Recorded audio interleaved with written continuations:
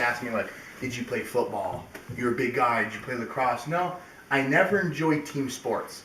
I always liked it to be down to that one individual only.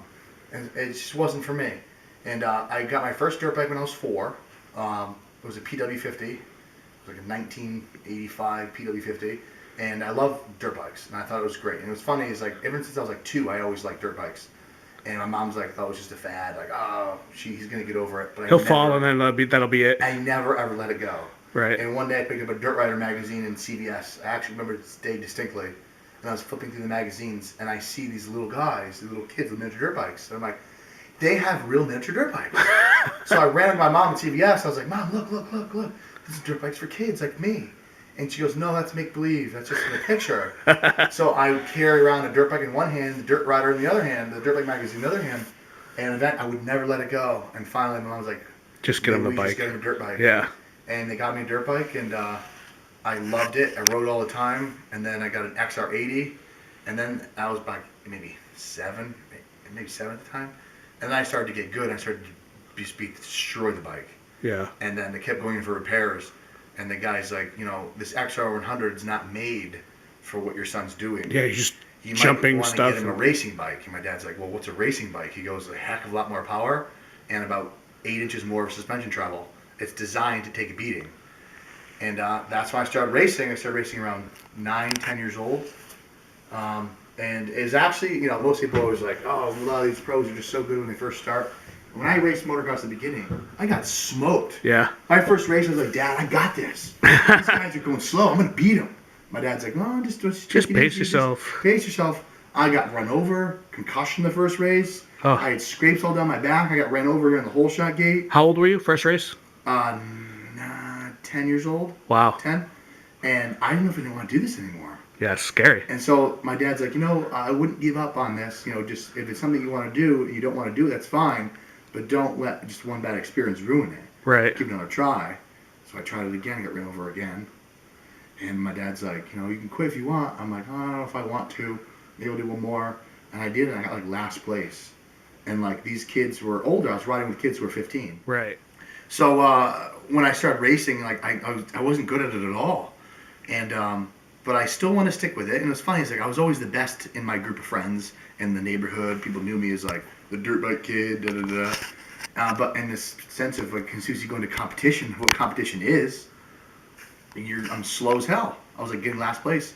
So we met a trainer at the races, and I would call him, I don't know, the Oscar Arden of motocross. Yeah.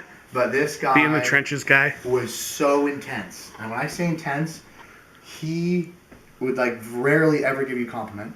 If right. you were crying or your arm was broken, it didn't matter. It would heal. You'd be fine. Do it again.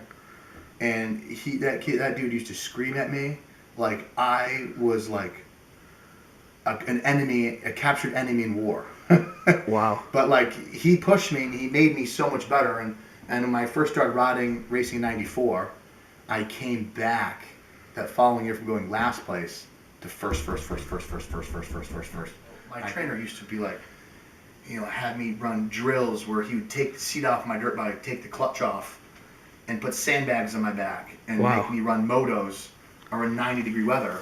And I'm like, why are you doing no clutch? He goes, if you can learn to ride with no clutch, he goes, you can ride in anything. Right. You can go so much faster. So he made me run the whole day without a clutch, seat, standing. My legs were killing me. Standing through corners, learning to balance, the jumps, and then put the seat back on, takes the sandbags off, puts the clutch back on. My lap times were 7 seconds faster. And I was actually able to sit and actually use the clutch in corners and X in corners. The speed was insane. And he'd show up at my house in a rainstorm. And he'd let's knock go. on the door. My mom's like, I didn't know Robert was coming tonight. And he goes, no, yeah, he's coming. He called me and it said he might have to come over. Stop by and he goes, grab your bike, we're going riding. And Mom's like, well, it's pouring rain outside. He goes, and? What's your point? If he can ride in that, he can ride in any condition. Right. We go down to Rocky Hill and a racetrack we were by, and it's silt, Connecticut River silt. And when that gets wet, it's like mud. I must have fallen 32 times that day. And he made me ride the whole thing. I just want to make contact with my mom. My mom saved me. I was crying in my helmet. And he would keep blocking me. And like this and be like, keep going. Expensive. And I remember one time I wasn't doing this particular section right, and he comes over and he grabs my helmet, and he goes, "You are a fucking waste of time." Oh shit. And he goes, "I don't know why I even accept money from your parents training." And he ended up coming back 3 hours later, and he's seeing me. He's standing over there on the side, watching me go through the section, and he looks at me and nods, as in like, that's acceptable. Right. And I still kept racing, and I got pretty good. I did get sponsorships. I got sponsored by Thor, Scott You Goggles, break a bone, like FMF. you continue to compete, or do you have to like Well, that's psychological. rack it up? That's psychological warfare, I call it. Yeah. I go, you're on a jump, and you're in a particular rhythm section or a double, and you fall, you case it, you flip over, you break your collarbone and your wrist, concussion, and you're in so much pain. And now, obviously, the first human instinct is you touch something that's hot, don't touch it again. Yeah. So your brain's like, don't do that jump again, you retarded. Yeah. But now you got to go out 8 weeks later when you heal and jump the same section again, faster. I mean, so I would mountain bike and BMX as cross training for motocross. And I raced, and I got good. The pressure of being sponsored got to me, and I actually took a hiatus from motocross for like a year. And I stopped. How old were you then? 15. Okay. And I stopped because it was like pressure to do well, and I just stopped racing. I told my dad like I had a really bad crash. I came off a tabletop. I overjumped a tabletop. There's a kicker on the top of a jump, which means that like say if the jump's like this, Yeah. there's a kicker at the top from the wheels losing up the dirt. So either A, if you're not on the throttle completely, it's going to hit you this way. Yeah, you go like that. Yeah. Or you got to overcompensate it and throttle off it. And Then you go straight up in the air. But I kept my nose up this way, and in midair, I just let go of the bike. And when I landed on my back and slid in between the muffler and the tire and the back fender. And I had like a 3rd-degree burn, like 3 inches from my testicles. I had no skin on the whole back side of my butt cheek or my up lower back. I couldn't feel anything on the right side of my butt cheek. Oh. At the top of my hamstring for 6 months. And that injury was like, I was having a lot of tough time mentally at that age with like the pressure and everything, and I couldn't do it. I got into actually lifting weights and bodybuilding when I was in high school because I always liked bodybuilding ever since I was like 10. I always liked the muscle magazine. Just drawn to it. That muscle magazine, the way Superman looked, Wolverine. Right. Who doesn't want to look like that? Hey, So I got back into racing because I was only, I think, like 60 points. It's a point system for motocross where it's not like it was like finishing a degree. Run race, right. So it's Yeah. like every first place is only like 2 points, Right. 3 promotional points. You need 120. So as an amateur, you got to win a lot of races or place top 3 consecutively. So as I got older, I got more determination. You get more mature. Women, you realize, are a problem, and you want to stay away from them. And like party scene doesn't apply. So like, and after high school, I worked as a personal trainer, and all I wanted to do was race motocross. I moved out of my friend's apartment, moved into my parents' house, did chores for rent, worked, lived, eat, breathe racing. Wow. I didn't lift a weight once for a year and a half to be as light as I possibly could. Right. I did 2 hours of cardio every day. I did running, biking. You were doing cardio on top of training for this? Yeah, running, biking, swimming is like a lot of what the motocross guys do because it's like low impact. Yeah. The biking and the swimming. Sure. And because motocross just devastates your whole Yeah, body. sure. No recovery. Bodybuilding destroys your organs. Motocross destroys your body. And all the hard tissue. All the soft tissue and bones.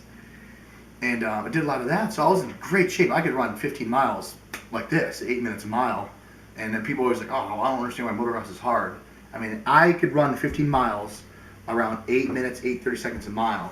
But I would get totally wiped out after 20-minute moto. Yeah. Be wiped. I always tell people, set up a figure 8 of cones in your driveway. Take your scooter, a stupid scooter, and ride in a figure 8 as fast as you can for 20 minutes. Without And falling see over. how tired you are?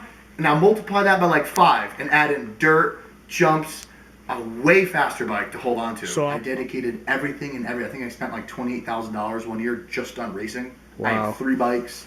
I had double every part. So basically, it's exactly like being a bodybuilder. Oh yeah. Except honestly, You spend $28,000. motocross, it was like the best time of my life. Yeah. Obviously there's a lot of devastation and frustration of riding, doing it so good. You get back to your first race, you break an injury, your broken ribs, you're off for 3 months. Is that what happened to you? No, I broke ribs 3-4 times. Yeah. And you then- had 9 broken bones, you said? Yeah. And sometimes when you break ribs, you don't realize that like a lot of times you break ribs, you also bruise the musculature, tear the muscles. So even though the bone might be healed, everybody knows that muscles heal way slower when compromised. Right. So like even after 3 months of racing, after breaking my ribs, like even all of a sudden breathing in really heavy, oh shit, and your muscles spasm. Yeah. You know? So a lot of injuries were so frustrating, devastating, especially if you try so hard at something and it doesn't work. Like I remember times like everything's going right, my body's running right, I'm running right, and I kept blowing up my bikes. I kept blowing up the engine over and over again. And I had 3 bikes, and one day I blew up 2 bikes. And it was within an hour. And I couldn't believe it. I was working so hard, but there goes another $1,200. Right. You know? And I'm like, you know, sometimes people, and this is very true to anything, people need to realize this, especially, you know, you listen to your coach, is a lot of people like to perceive the effort they put in should be rewarded with equal reward. Doesn't work that way. It's never that way. You put in 100%, you're lucky to get back 10. I actually turned professional on my 21st birthday, and never in my life have I rode that well, that fast, ever. Just on. I fell 3 times in the race, and I still won the race. Wow. I got a bad start, fell, and came back mid-pack, got all the way to second, fell again, followed back to 10th, got up again, and won the race. Last lap, last corner, past the first place. Crazy. And being enough points, my 21st birthday, to point up to be professional. And I looked at myself at 21 years old, I'm like, is this something that I'm going to continue to live in my parents' basement? Yeah, Break yeah. femurs, bones? Because some of my friends sustained some serious injuries. Sure. And one of my friends broke his tib-fib twice. He had a major recovery issue.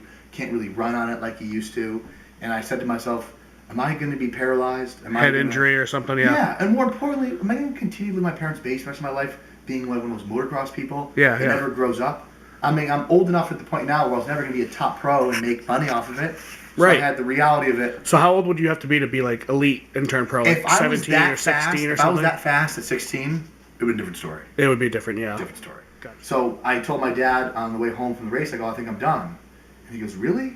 And I'm like, Dad, I think I'm done. I don't want to do this anymore. This is not realistic for me in my age. Right. So I legitimately sold all 3 bikes, all my gear in 2 weeks. And I was bodybuilding in 3 weeks. Wow. And then right from there, I went right into bodybuilding in my first job. So Shining, rising, and when you're in my way, I'm not dividing me from you, 'cause we're working together.